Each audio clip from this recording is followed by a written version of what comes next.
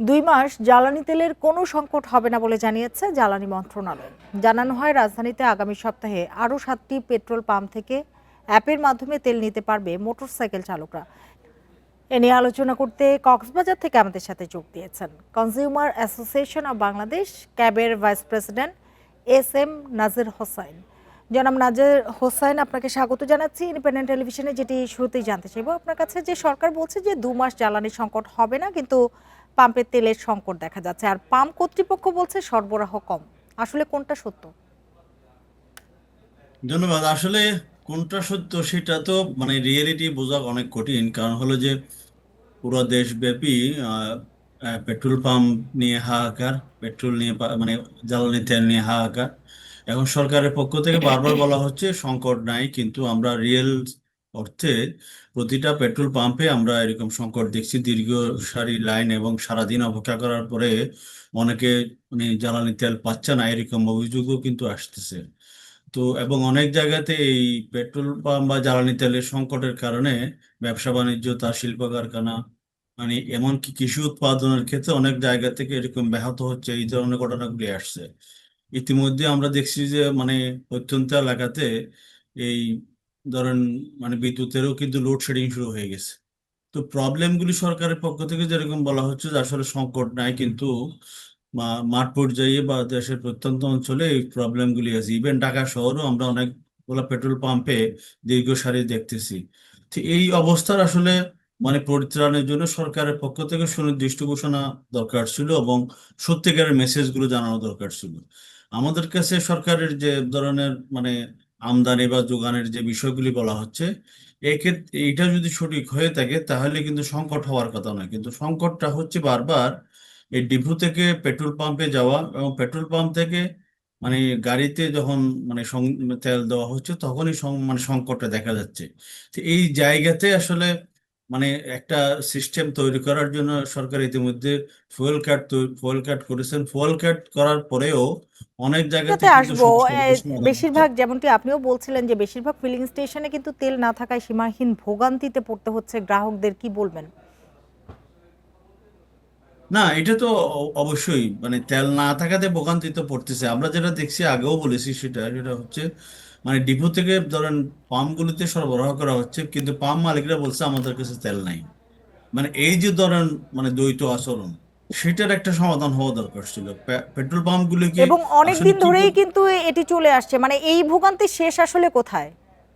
না, এইটার ভোগান্তির শেষটা কিন্তু হলো যে আমরা যেটা বলছিলাম সেটা হচ্ছে এই যে আছে এবং নাই, এটা এটা প্রকৃত বিষয়গুলি জনগণের কাছে খোলাসা করা। আপনি ধরেন আমরা বলছেন যে বিপিসি থেকে বা ডিপু থেকে যখন পেট্রোল পাম্পে যাচ্ছে কি পরিমাণ তেল যাচ্ছে, এটা ওখানকার যে প্রশাসন আছে তাদের কাছে যদি জানানো যায়, লোকাল জনগণ যদি এই বিষয়টা জানতে পারে, তাহলে সমস্যার সমাধানটা অনেকাংশ হয়। এখন সরকার বলছে বা ডিপু থেকে বলা হচ্ছে তেল দেওয়া হচ্ছে, বিপিসি থেকে দেওয়া হচ্ছে বলা হচ্ছে, কিন্তু পেট্রোল পাম্পরা বলে যে আমরা তেল পাইনি।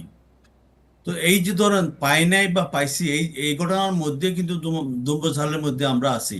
তাহলে তো সমাধান তো হবে না। এটা পরিষ্কার করতে হবে কোন পেট্রোল পাম্পকে কত তেল দেওয়া হলো, তাহলে তারা তেলগুলি কি করছে। তো এটা তো আমরা অনেকদিন আগে থেকে বলে আসতেছিলাম, যখন এই প্রবলেমটা শুরু হলো তখন থেকে আমরা বলছিলাম যে এই দুই জায়গাতে একটা স্বচ্ছতা নিয়ে আসার জন্য। কিন্তু আমরা তো দেখলাম যে সরকারের পক্ষ থেকে সেই ধরনের কোনো উদ্যোগ নেওয়া হয় নাই। যে প্রবলেমটা, এই যে অস্বচ্ছতার যে বিষয়টি আছে সেটা সমাধান করার জন্য মন্ত্রণালয় থেকে কিন্তু এগিয়ে আসা উচিত ছিল, এবং মাঠ পর্যায়ে যে প্রশাসন আছে তাদেরকে সমন্বিত করে এই জায়গাতে একটা সমন্বিত অভিযান বা সমন্বিত কোঅর্ডিনেশনটা দরকার ছিল। এটা হলে হয়তো এই ধরনের সমস্যাগুলি হতো না। এখন অনেকগুলো পেট্রোল পাম্পে গিয়ে দেখা যাচ্ছে তারা আগে থেকে মানে সাইনবোর্ড ঝুলিয়ে রেখেছে, তার নাই, অক্টেন নাই, পেট্রোল নাই, ডিজেল নাই। তো এখন আপনি এখানে কি বলবেন? তারা যদি ঘোষণাই দেয় আমার কাছে নাই, তাহলে পাবলিক তো বসে থেকে লাভ হচ্ছে না। তো এগুলো আসলে এই ভোগান্তি যদি যত বাড়বে তত কিন্তু মানুষের ভিতর ক্ষোভের পরিমাণটা বাড়বে, এবং এবং এটা নিয়ে যে অসন্তোষ ফুয়েল বাড়বে। কাটটি করা হয়েছে সেটির ব্যবস্থাপনা নিয়েও কিন্তু, এবং সমন্বয়ের অভাব সহ নানান ধরনের প্রশ্ন উঠেছে, কি বলবেন? না, ফুয়েল কার্ড বা ধরুন এই কার্ডটি করা হলো, এখন ধরুন আজকে আপনাদের টেলিভিশনে অনেক বলা হলো যে আসলে ওই ইন্টারনেটের গতি গতি নাই, স্পিড নাই, এরকম অনেকগুলি কথা বলা হচ্ছে।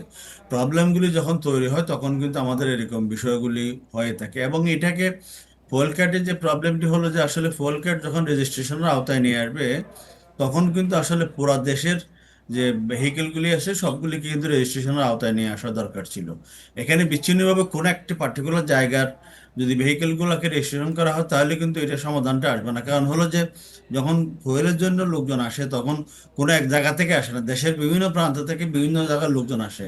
তো যাদের কাছে থাকবে না তখন আবার তারা কিন্তু এটা পাবে না। তো সেই জন্য মানে এটা সবগুলো গাড়িকে একত্রিত নিয়ে মানে সবগুলো গাড়িকে রেজিস্ট্রেশনের আওতায় নিয়ে আসা।